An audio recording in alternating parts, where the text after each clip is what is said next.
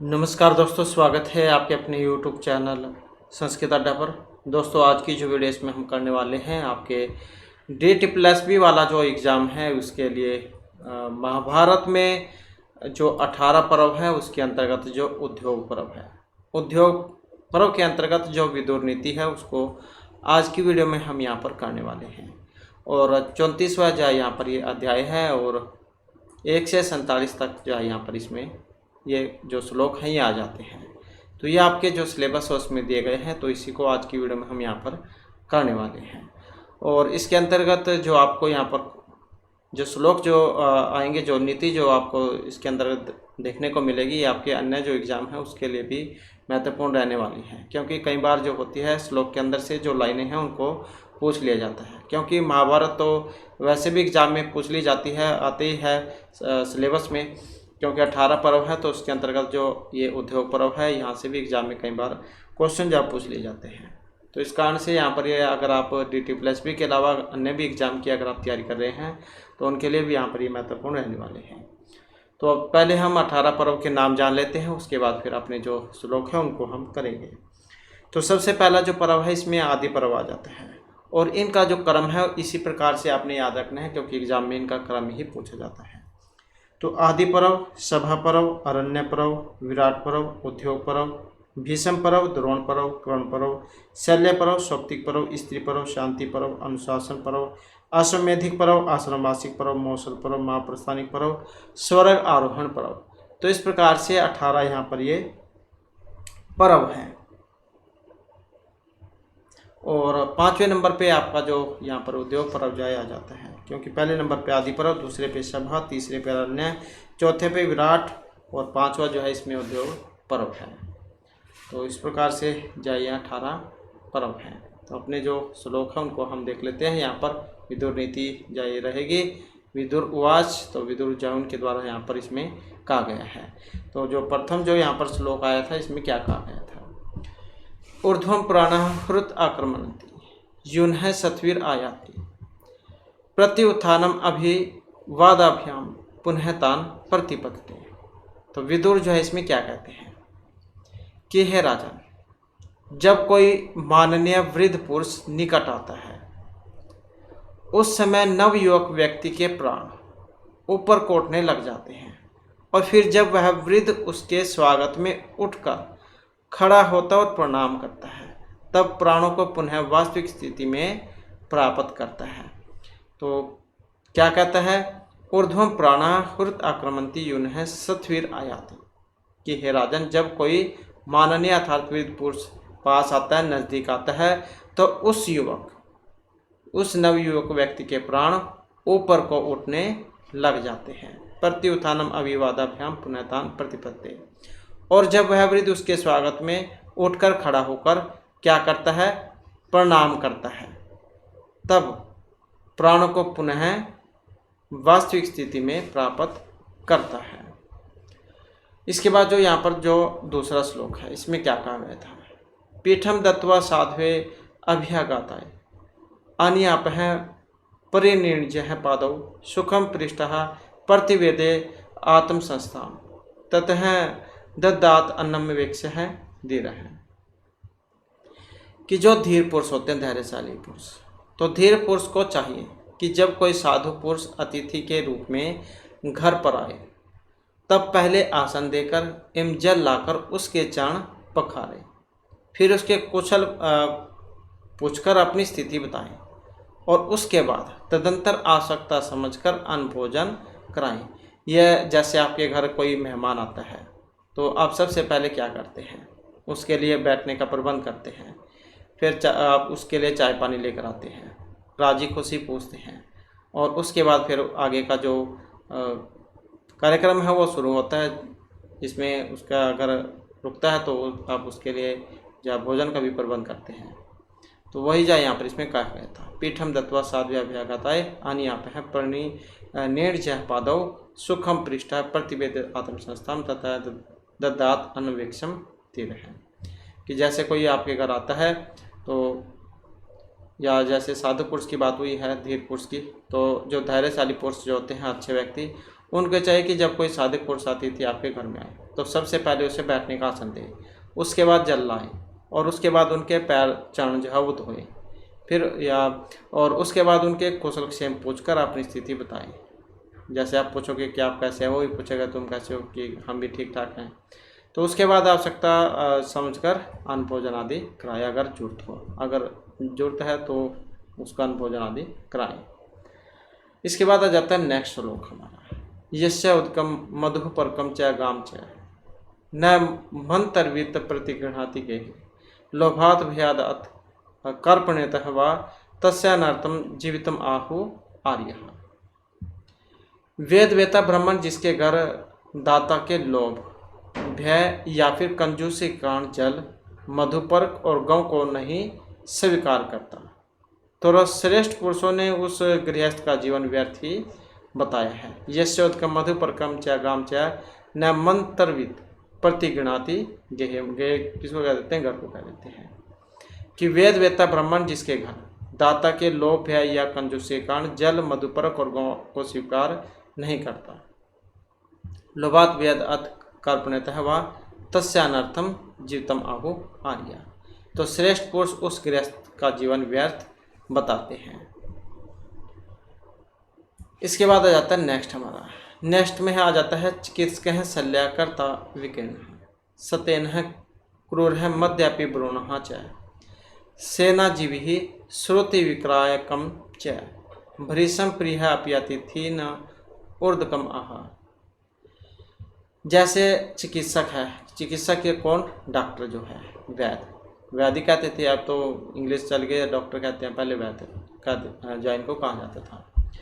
तो वैद्य शल्य करना मतलब जो सर्जन जो होते हैं, चीरफाड़ करने वाले, तो चीरफाड़ करने वाला, ब्रह्मचर्य से भ्रष्ट, चोर, क्रूर, शराबी जो मद्यपान करता हो, और गर्भ हत्यारा, जैसे आज के समय में भ्रूण हत्या होती है तो गर्भ हत्यारा, सेनाजीवी और वेद विक्रेता, ये यद्यपि पैर धोने के योग्य नहीं होते हैं, तथापि यदि अतिथि होकर आए तो विशेष प्रिय यानी आदर के योग्य होते हैं। कहने का मतलब है अगर दुश्मन भी आपके शरण में आ जाए तो उसे भी आश्रय देना चाहिए। तो वही यहाँ पर कहा गया कि वैद्य, चीरफाड़ करने वाला, ब्रह्मचर्य से भ्रष्ट, चोर, क्रूर, शराबी, गर्भ हत्यारा, सेनाजीवी, वेद विक्रेता, ये सभी वैसे तो समय के लायक नहीं होते हैं, मतलब पैर धोने के योग्य नहीं है, लेकिन अगर ये आपके घर मेहमान बनकर आए, अतिथि के रूप में आए, तो फिर भी वह आदर के योग्य होंगे। इसके बाद है यहाँ पर अविक्रम लवणम पक्कम अन्नम दधिक क्षीरम मधु तैलम घृतम च तिला मांसम फल मूलानि शाकम रक्तम वास है सर्वगंधा घोड़म चाय। कि नमक हो गया, लवण क्या कह देते हैं, नमक को कह देते हैं, नमक पका हुआ अन्न हो गया, और ये दही होगी, खीर होगी, और क्या मधु हो गया, तैल, घी, तिल हो गए, मांस, और फल, मूल, शाक, और ये रक्तवांश है मतलब ये लाल कपड़ा हो गया, और सभी प्रकार की गंध और गुड़, इतनी वस्तुएं बेचने योग्य नहीं होती है। अविक्रम मतलब बेचने योग्य नहीं होती है, जो यहाँ पर बताई गई है। नमक, पकवान, दही, दूध, मधु, तेल, घी, तिल, मांस, फल, मूल, साग, लाल कपड़ा हो गया, और ये सब प्रकार के गंध, गुड़ जो है, गुड़, ये सारे बेचने के योग्य नहीं होते हैं। तो ये यहाँ पर इसमें बताया गया है।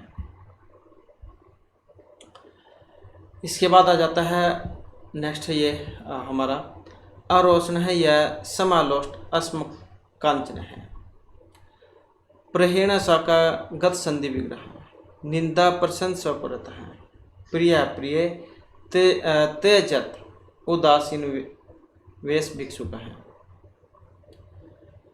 कि जो क्रोध न करने वाला, रोष किसको कह देते हैं, गुस्से को, क्रोध को, अरोचना जो क्रोध न करने वाला हो, और जो लोस्ट अस्म कांचन है, अर्थात लोस्ट पत्थर और कांचन अर्थात सोना, स्वर्ण, को एक साथ समझने वाला, शोकहीन प्रणहीन शोक है, शोकहीन गत संधि विग्रह है, संधि विग्रह से रहित, निंदा प्रशंसोपृत है, निंदा प्रशंसा से शून्य है, प्रिय अप्रिय, तेजत, प्रिय प्रिय का त्याग करने वाला और उदासीन है, वह भिक्षुक सन्यासी है। तो सन्यासी अर्थात भिक्षुक के बारे में यहाँ पर बताया गया है।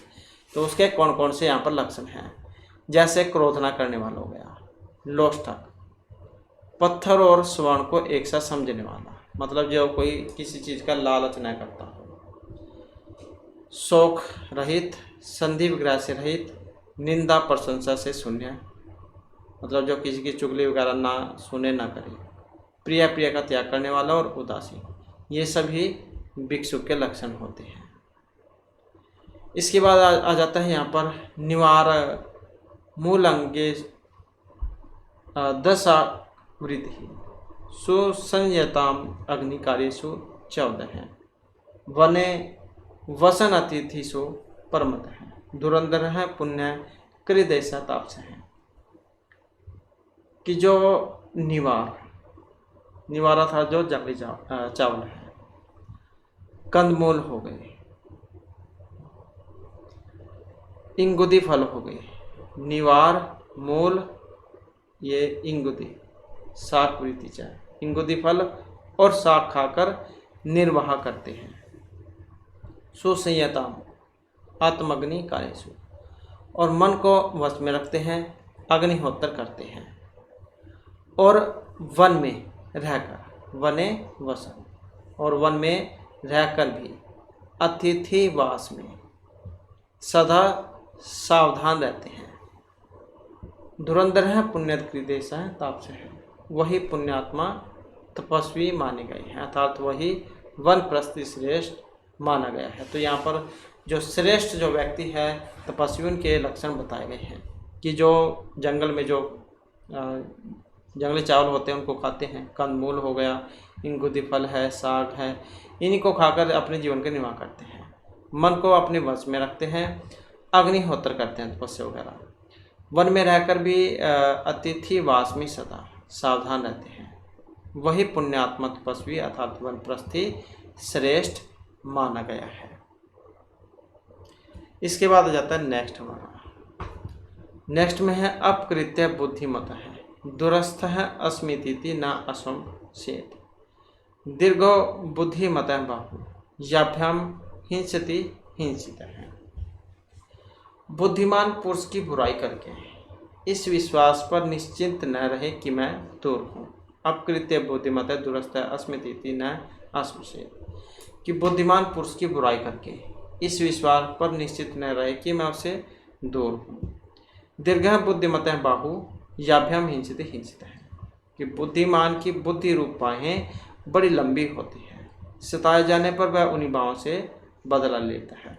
कहने का मतलब है कि जो चतुर होता है बुद्धिमान, ये नहीं है कि आपने उसको दुख पीड़ा दे दी और उसको कुछ नहीं करेगा, वो अपनी बुद्धि से आपको कभी भी परास्त कर सकता है। तो बुद्धिमान पुरुष की बुराई करके इस विश्वास पर निश्चित न रहे कि मैं दूर हूँ। बुद्धिमान की बुद्धि रूपी बाहें बड़ी लंबी होती हैं, वो कहीं पर भी बदला ले सकता है, किसी भी रूप में, सताए जाने पर वह उन्हीं से बदला लेता है। इसके बाद फिर जो नेक्स्ट आ जाता है, न विश्वसेत अविश्वस्त है, विश्वसेत है न अति विश्वसेत, विश्वसात भयम उत्पन्नम मूलानि अपि निकृतन्ति, कि जो विश्वास का पात्र नहीं है। न विश्वसेत विश्वस्ते, विश्वस्ते न अतिथि न अति विश्वसेत, कि जो विश्वास का पात्र नहीं है उसका तो विश्वास करे ही नहीं। जिसका आपने पहले पता है कि यह तो दुख देने वाला है, उसका तो बिल्कुल भी आप उस पर भरोसा न करें, विश्वास न करें। किंतु जो विश्वास पात्र है उस पर भी बहुत ज़्यादा विश्वास नहीं करना चाहिए। तो आस्तीन के सांप ये तो आपने पढ़े ही होंगे। तो ऐसे बहुत सारे होते हैं जो दिखावट में कुछ और है और अंदर से कुछ और है। तो विश्वास से जो भय उत्पन्न होता है, विश्वास से जो भय उत्पन्न होता है वह मूल का भी उच्छेद कर डालता है। यहाँ पर इसमें बताया गया था कि आपने जिसका पहले पता है उस पर तो आप विश्वास बिल्कुल भी ना करो, लेकिन जिस पर आप विश्वास करते हैं उस पर भी जो आंखें बंद करके विश्वास नहीं करना चाहिए। तो विश्वास से जो भय उत्पन्न होता है वह मूल का भी उच्छेद कर डालता है। कहने का मतलब आज के टाइम में जो है किसी पर भी आंखें बंद करके भरोसा नहीं करना चाहिए। इसके बाद आ जाता है नेक्स्ट वाला। नेक्स्ट में है अनेशो गुप्त धारम च संविभागी प्रियमत है लक्ष्मण है मधुरवाक स्त्री नाम न च आसाम वसगह भवेत।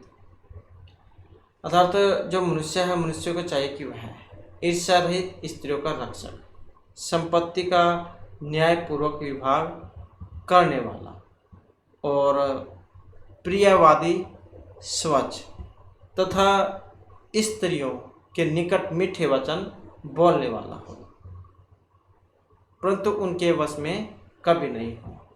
तो अनिर्षु गुप्त दारम च, दार पत्नी का देते हैं, संविभागी प्रियमत है, लक्ष्मण मधुर वाक स्त्री नाम च आसाम वंशित हो। अर्थात मनुष्य को चाहिए कि वह ईर्ष्या रहित, स्त्रियों का रक्षक, संपत्ति का न्यायपूर्वक विभाग करने वाला और प्रियवादी और स्वच्छ हो और स्त्रियों के निकट मीठे वचन बोलने वाला हो, लेकिन उनके वश में वो कभी न हो।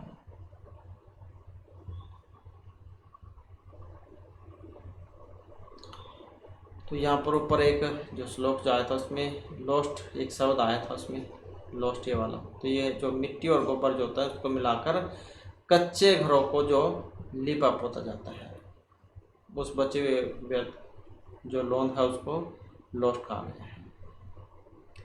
इसके बाद फिर जो नेक्स्ट आ जाता है यहाँ पर पूजनीय महाभागा पुण्याम च गृह दीप्ति है, स्त्री है, श्री है, गृहस्य उक्तः तस्माद् रक्षा विशेषता है।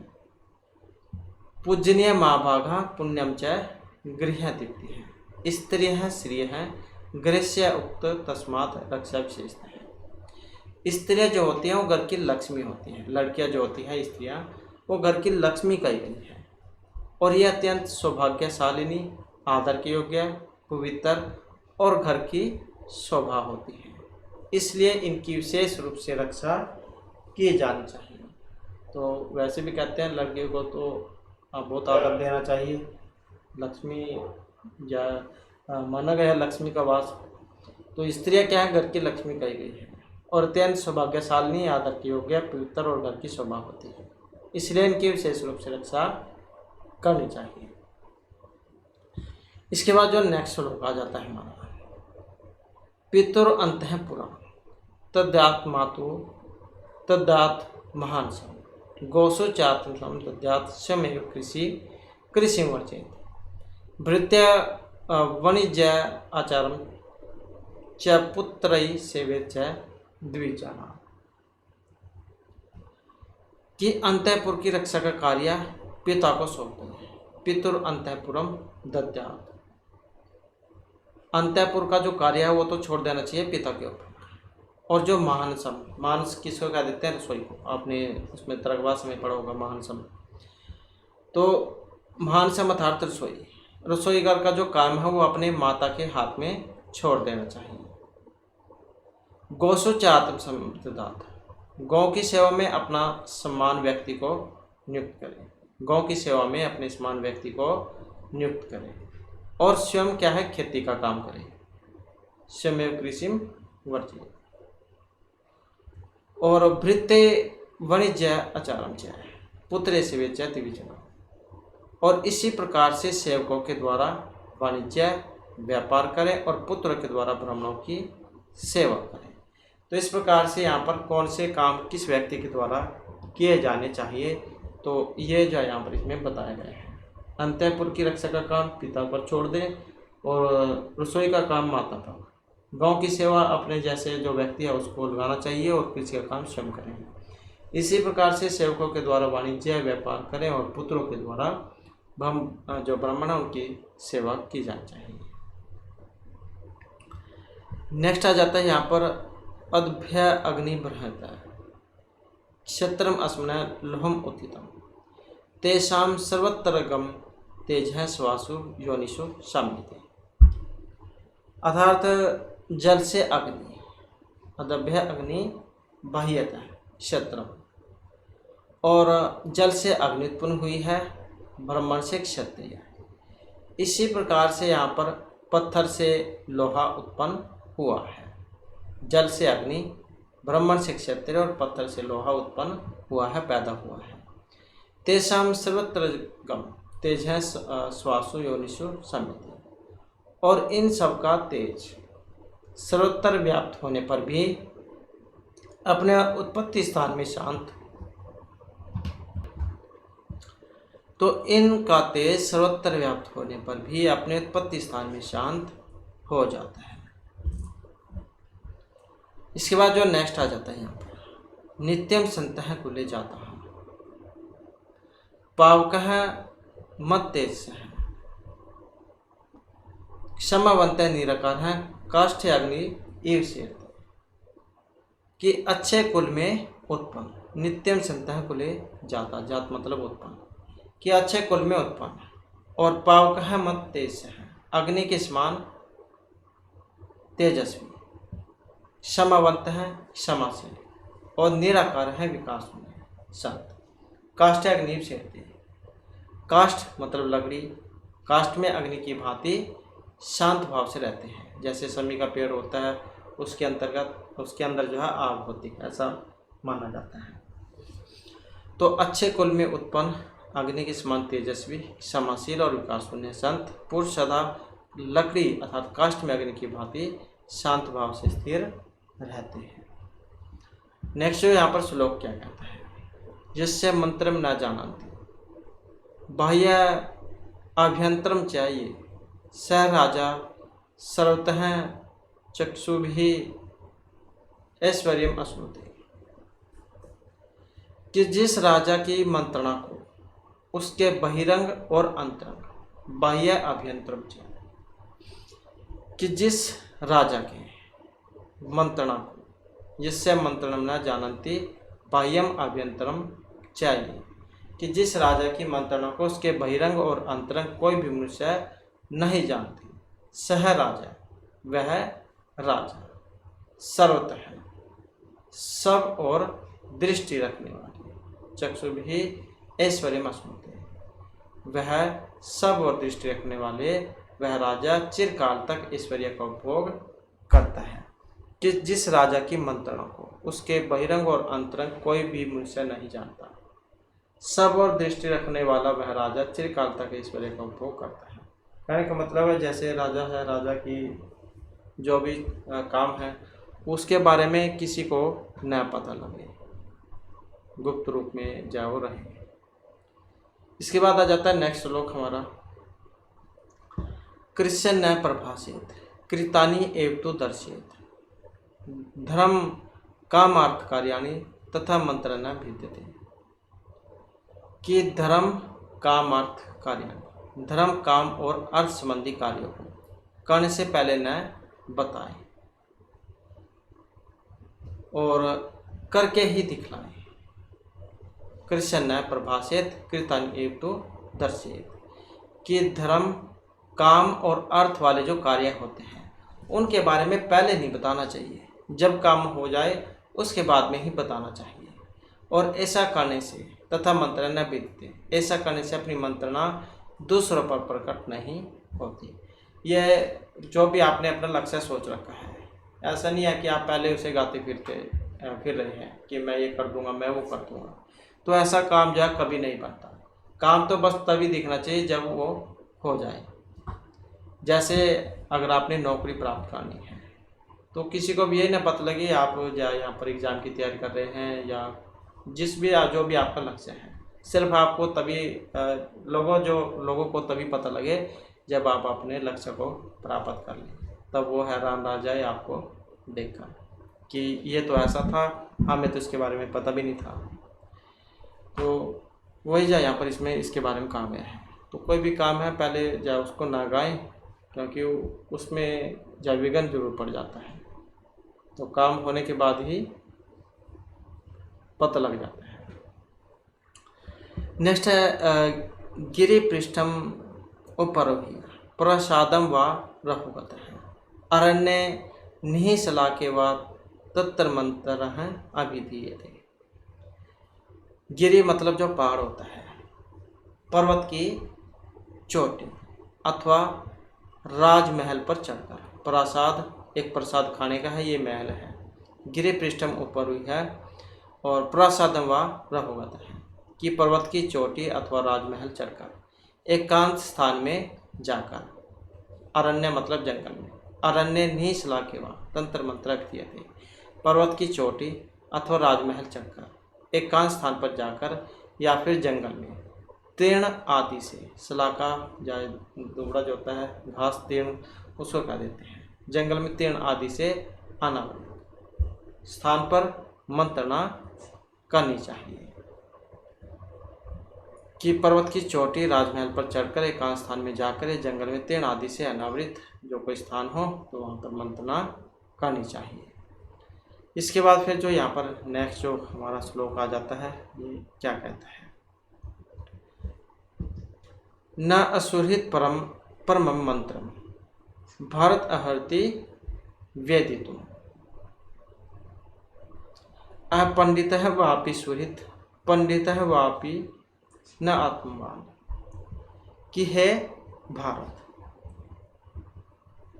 भारत जो मित्र न हो, मित्र होने पर भी पंडित न हो, और पंडित होने पर भी जिसका मन वश में न हो, वह अपनी गुप्त मंत्रणा जानने के योग्य नहीं है कि न सुहृत परम मंत्रम भारत अहर्ति वेदितुम कि हे भारत जो मित्र न हो, सुहृत क्या मित्र को कह देते हैं, कि जो मित्र न हो और मित्र होने पर भी पंडित न हो, न सुहृतम परम मंत्रम भारत अहर्ति वेदितुम पंडित है व अपि सुहृत पंडित है व अपि नात्मा कि हे भारत जो मित्र न हो, मित्र होने पर भी पंडित न हो, पंडित होने पर भी जिसका मन वश में न हो, वह अपनी गुप्त मंत्रणा जानने के योग्य नहीं है। इसके बाद फिर जो नेक्स्ट आ जाता है यहाँ पर, तो इसमें जो यहाँ पर 3 श्लोकों को जोड़ा गया है 19, 20 और 21 को।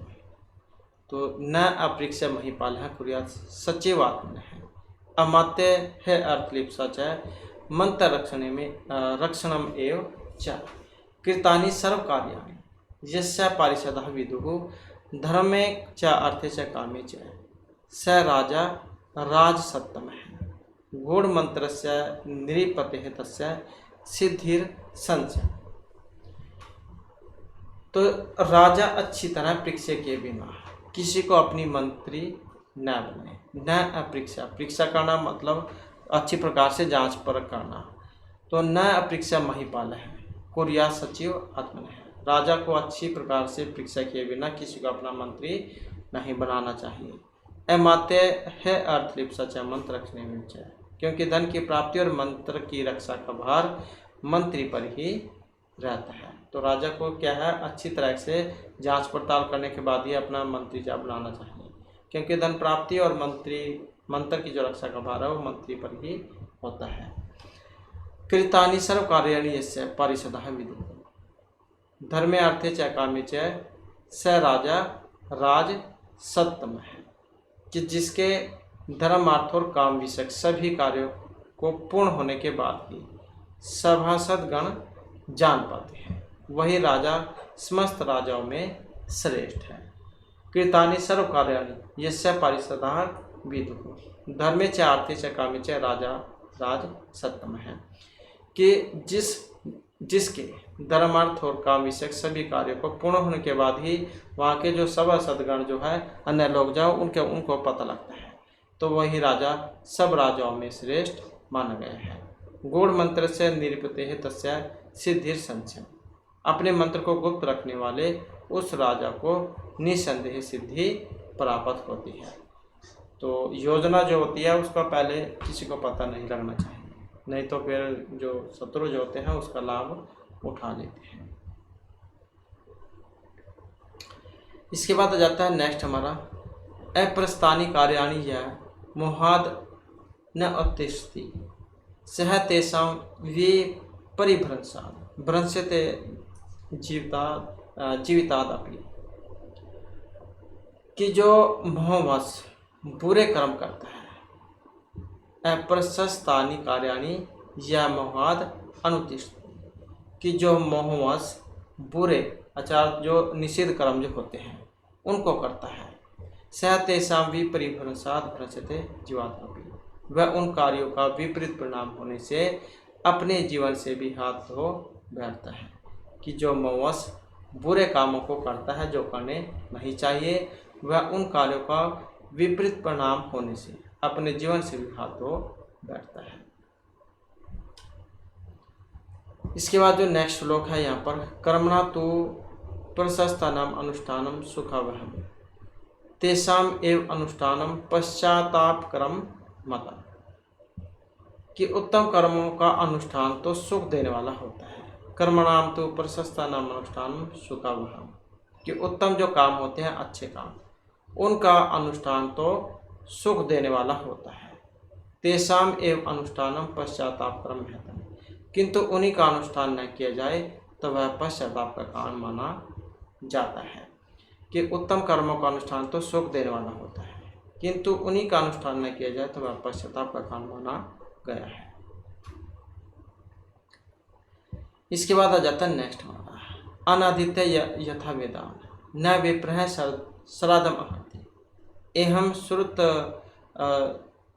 अंगुण्य न मंत्रम श्रोतुम अहति, कि जैसे वेदों को पढ़े बिना ब्राह्मण श्राद्ध कर्म करवाने का अधिकारी नहीं होता। अनादित्य यथा वेदान न विप्रह श्राद्धम अहति, कि जैसे वेदों को पढ़े बिना ब्राह्मण श्राद्ध कर्म करवाने का अधिकारी नहीं होता है। एम श्रुतास अंगुण्य न मंत्रम श्रोतुम अहति, उसी प्रकार से 6 गुणों को जाने बिना कोई गुप्त मंत्र सुनने का अधिकारी नहीं होता। कौन कौन सी? संधि, विग्रह, ज्ञान, आसन, द्वैधिभाव और समाश्रय, ये 6 गुण जो है इनको जाने बिना कोई गुप्त मंत्र सुनने का अधिकारी नहीं होता। जैसे वेद को पढ़े बिना ब्राह्मण श्राद्ध कर्म करवाने का अधिकारी नहीं होता, उसी प्रकार से जो यहाँ पर 6 गुण जो बताए गए हैं, संधि, विग्रह, ज्ञान, आसन, द्वैधिभाव और समाश्रय, इन गुणों को जाने बिना कोई भी गुप्त मंत्र सुनने का अधिकारी नहीं होता है। तो ये है जो हमारे यहाँ पर उद्योग पर्व के जो महत्वपूर्ण श्लोक थे, और जो श्लोक यहाँ पर रह जाते हैं उसको हम नेक्स्ट वीडियो में कंप्लीट करेंगे। तो एक बार आप इनकी जो रिवीजन कर लें ताकि आपको ये अच्छे तरीके से याद ये हो जाए। तो नेक्स्ट वीडियो में हम इससे आगे के जो श्लोक हैं उनको कंप्लीट करेंगे। और दोस्तों हमारे साथ अंत बनाने के लिए धन्यवाद।